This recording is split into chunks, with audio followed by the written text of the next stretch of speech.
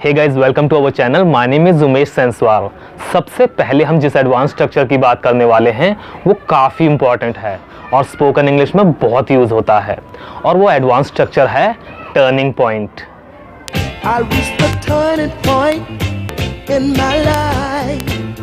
Turning point का मतलब होता है मोड़, लेकिन स्पोकन इंग्लिश में इसका यूज़ तब किया जाता है जब हम ज़िंदगी के किसी ऐसे मोड़ की, ज़िंदगी के किसी ऐसे मोमेंट की, या फिर ज़िंदगी में किए हुए किसी ऐसे काम की बात करें जिसके होने की वजह से हमारी ज़िंदगी में कुछ ना कुछ बदलाव आया हो, कुछ ना कुछ चेंज आया हो। ज़िंदगी का टर्निंग पॉइंट कुछ भी हो सकता है, चाहे वो किसी की कही हुई कोई बात हो सकती है, कोई वीडियो हो सकती है, कोई इंसिडेंट मतलब घटना हो सकती है, कुछ भी हो सकता है। मान लीजिए कोई इंसान जॉब कर रहा हो जिससे वो केवल खाने लायक कमा रहा हो, सडनली उसे एक इंग्लिश का इंस्टीट्यूट मिले जिसे वो ज्वाइन करे और काफ़ी अच्छी इंग्लिश बोलना शुरू कर दे, जिसकी वजह से उसे काफ़ी अच्छी जॉब मिल जाए, वो सेटल हो जाए, तो वो बाद में बोल सकता है joining this institute was a turning point of my life. मतलब इस इंस्टीट्यूट को ज्वाइन करना मेरी ज़िंदगी का टर्निंग पॉइंट था।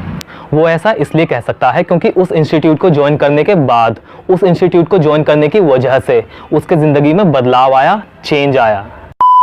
चलिए इसको यूज़ करने का रूल देखते हैं। इसके रूल के लिए सबसे पहले बोली जाती है वर्ब प्लस आईएनजी, और अगर वर्ब की जगह कोई नाउन है तो वो नाउन बोला जाएगा, और उसके बाद बोली जाती है हेल्पिंग वर्ब प्लस ए प्लस टर्निंग पॉइंट और लास्ट में अदर वर्ड्स। आइए इसके कुछ एग्जांपल्स देखते हैं और इसको और अच्छी तरह से समझते हैं। आपसे इंग्लिश सीखना मेरी जिंदगी का एक टर्निंग पॉइंट था। Learning English by you was a turning point of my life. इस किताब को पढ़ना उसकी जिंदगी का एक टर्निंग पॉइंट था। मतलब उस किताब को पढ़ने के बाद उसकी जिंदगी बदल गई, उसकी जिंदगी में चेंजेस आ गए।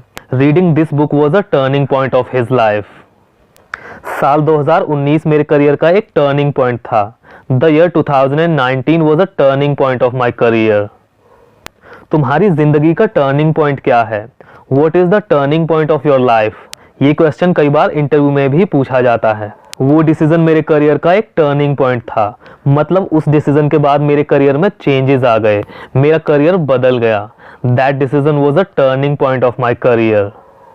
वो अपने करियर के टर्निंग पॉइंट तक पहुंचने वाला है। He is about to reach the turning point of his career. मैंने ये कंपनी 2015 में ज्वाइन की, जो कि मेरी जिंदगी का एक टर्निंग पॉइंट था। I joined this company in 2015 which was a turning point of my life. कई बार अपनी डेली लाइफ में हमें इस तरह के सेंटेंसेस बोलने होते हैं, जैसे कि ऊपर वाले की कृपा से मुझे नौकरी मिल गई, ऊपर वाले की कृपा से सब ठीक हो जाएगा, ऊपर वाले की कृपा से हम ठीक ठाक घर पहुंच गए। इस तरह के सेंटेंसेस को इंग्लिश में बोलने के लिए जिस स्ट्रक्चर का यूज किया जाता है वो है by the grace of God.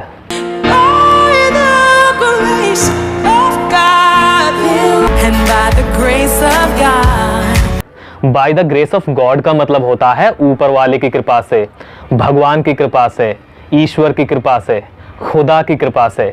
इन सब का एक ही मतलब है, केवल कहने का फर्क है। कोई कैसे बोलता है, कोई कैसे बोलता है। चलिए इसको यूज करने का रूल देखते हैं। Bye the grace of God को यूज करने के दो रूल होते हैं।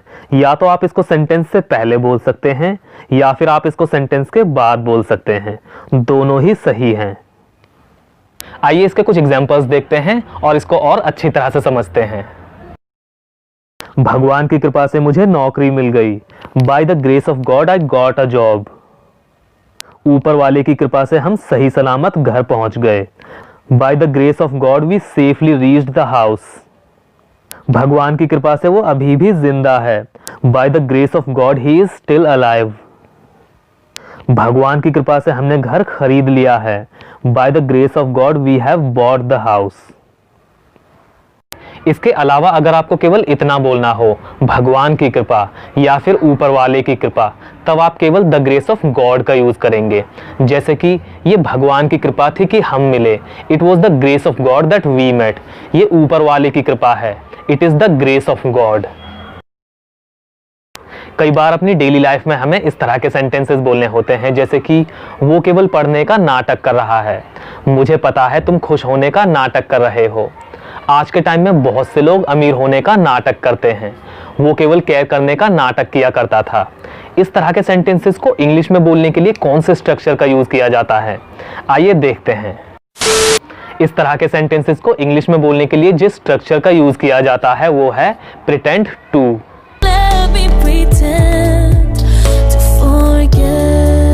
प्रिटेंड टू का मतलब होता है कुछ होने का या फिर कुछ करने का नाटक करना, बहाना करना। आइए इसको यूज करने का रूल देखते हैं। इसको यूज करने के दो रूल होते हैं। अगर हम कुछ करने का नाटक करने की बात करें तो प्रिटेंड टू प्लस वर्ब की फर्स्ट फॉर्म का यूज होगा, और अगर हम कुछ होने का मतलब कुछ बनने का नाटक करने की बात करें तो pretend to plus be plus noun या फिर एडजेक्टिव का यूज होगा। जैसे कि अगर कोई डॉक्टर होने का नाटक करे तो यहाँ पर डॉक्टर लिखा जाएगा। इन दोनों ही रूल्स में ये जो प्रिटेंड है ये टेंस के अकॉर्डिंग चेंज हो जाएगा, जैसे कि प्रिटेंड्स, प्रिटेंडेड, प्रिटेंडिंग एटसेट्रा। आइए इसके कुछ एग्जांपल्स देखते हैं और इसको और अच्छी तरह से समझते हैं। वो किताब पढ़ने का नाटक कर रही है। She is pretending to read the book. मुझे पता है तुम खुश होने का नाटक कर रहे हो। I know you are pretending to be happy. बहुत से लोग अमीर होने का नाटक करते हैं। Many people pretend to be rich. Smart होने का नाटक मत करो। Don't pretend to be smart. तुम हमेशा काम करने का नाटक करते हो। You always pretend to do the work. वो रोने का नाटक करती है। She pretends to cry. तुम खाना बनाने का नाटक क्यों कर रहे हो? Why are you pretending to cook the food. तुम्हारे भाई तुम्हारी हेल्प करने का नाटक करते हैं, मतलब वो सच में हेल्प नहीं करते। Your brothers pretend to help you. मुझे लगता है तुम वहां सोने का नाटक करोगे। I think you will pretend to sleep there. मुझे पता चला है कि तुम वहां रोज जाते हो। अगर उसे पता चल गया तो वो घर पर बता देगा। तुम्हें कैसे पता चला? एक दिन सबको पता चल जाएगा।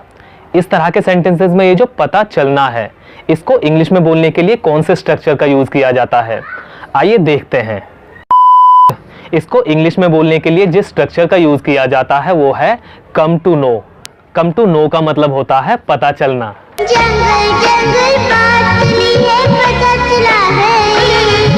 आइए इसको यूज करने का रूल देखते हैं। इसके रूल के लिए सबसे पहले बोला जाता है सब्जेक्ट, और सब्जेक्ट के बाद बोली जाती है हेल्पिंग वर्ब, और हेल्पिंग वर्ब के बाद बोला जाता है कम टू नो, और लास्ट में other words. Come to know में ये जो कम है ये टेंस के अकॉर्डिंग चेंज हो जाता है, जैसे कि came to know, coming to know etcetera. आइए इसके कुछ एग्जांपल्स देखते हैं और इसको और अच्छी तरह से समझते हैं। मुझे पता चला है कि वो आ रहा है। I have come to know that he is coming. अब सबको पता चल गया है। Now everyone has come to know. एक दिन उसे पता चल जाएगा। One day he will come to know. मुझे तुम्हारे बारे में सब कुछ पता चल रहा है। I'm coming to know everything about you. तुम्हें कैसे पता चला? How did you come to know? उसे मेरे बारे में कैसे पता चल जाता है? How does he come to know about me? अगर तुम्हारे भाई को पता चल जाएगा तो वो तुम्हें मारेगा। If your brother comes to know, he will beat you. तो गाइज आज की इस वीडियो में बस इतना ही। आई होप कि आपको वीडियो पसंद आया होगा और आपको इन चारों स्ट्रक्चर्स का यूज अच्छे से समझ में आया होगा। गाइज स्ट्रक्चर्स तो बहुत हैं, लेकिन हम वो ही स्ट्रक्चर्स लाते हैं जो कि डेली लाइफ में यूज होते हैं। तो मिलते हैं अगली वीडियो में एक नए लेसन के साथ। Till then take care.